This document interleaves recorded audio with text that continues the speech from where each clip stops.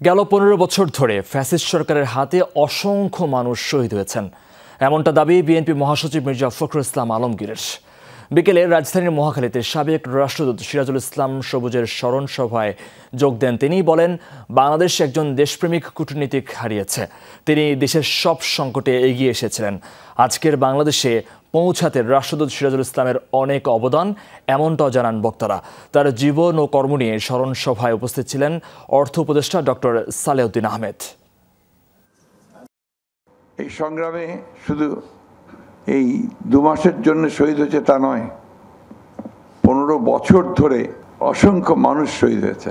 এই ভয়াবহ ফ্যাসিস্টের হাত থেকে দেশকে রক্ষা করবার জন্য প্রাণ দিয়েছে রাজপথে। সবুজ লড়াই করেছে তার লেখনীর মধ্যে দিয়ে, কথার মধ্যে দিয়ে।